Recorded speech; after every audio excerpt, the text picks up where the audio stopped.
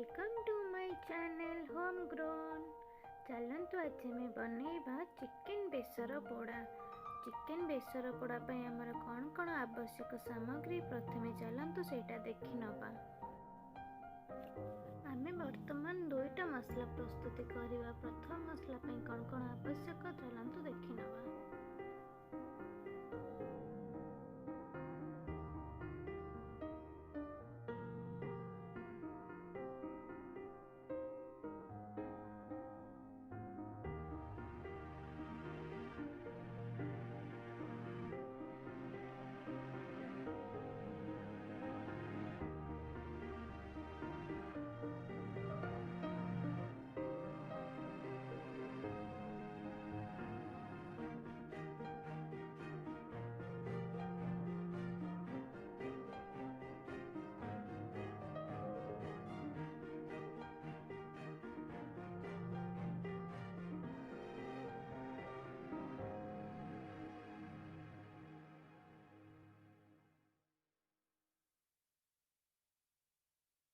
वर्तमान आमर मसला रेडी हो गला।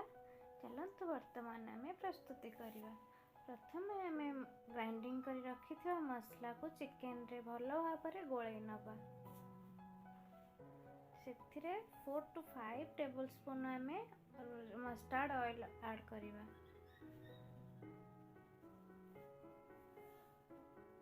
हल्दी गुंड ऐड करिवा 1 टेबलस्पून लूण ऐड करिवा। देन एटा को भलो भाबरे आमे वर्तमान मिक्स करि नबा।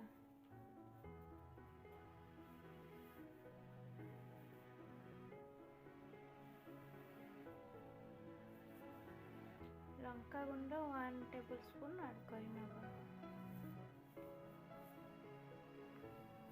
भलो भाबरे मिक्स करि नै के एथिरे कंचा लंका को फाळ करिकरी एथिरे भी मिसै नबा। देखंतु हमर रेडी हो गला ए मसला। वर्तमान देखंतु मो गैस ऑन कर देछि। एटा को फुल फ्लेम रे गरम करि नबा। सेथिरे किछि भी हमें तेल दबानी, डायरेक्ट मैरिनेट करी रखिथिबा चिकेन को सेथिरे ऐड करि नबा। पानी एथिरे बिल्कुल भी देबेनी, कारण चिकेन रो हमर पानी बाहरिबो आ हमें मसला रे भी पानी देइथिले सेटा पानी बाहरिबो। हमर सुखा सुखा जेहेतु चिकेन करा हबो, हमें सेथिरे पानी बिल्कुल भी दबा नहीं।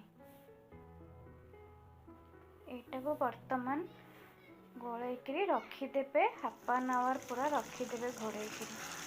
देखंतु वर्तमान एटा अधा फुटी गलानी। एथिरे मु गोटे टमाटर ऐड कर देछि कलर हबा पय।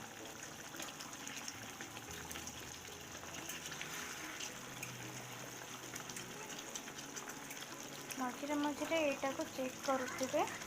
फुल आंच प्रथमे दे देबे, तापर मीडियम आंच रे ताको बसई देबे आधा घंटा लगे।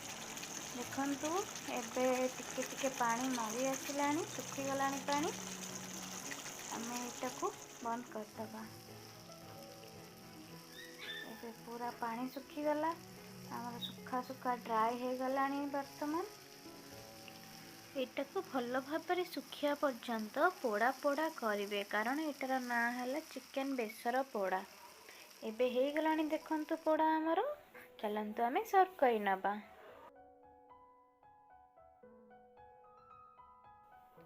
आपण माने थरे एटा को घरे बनांतु, पखाळ सहित खांतु, देखिबे तारा मजाटा आसीबो। आ आपण मानकु केमती लागिला मते कमेंट माध्यम रे कमेंट करी जणांतु एवं मो चैनल को लाइक करंतु, शेयर करंतु, सब्सक्राइब करंतु। Thank you.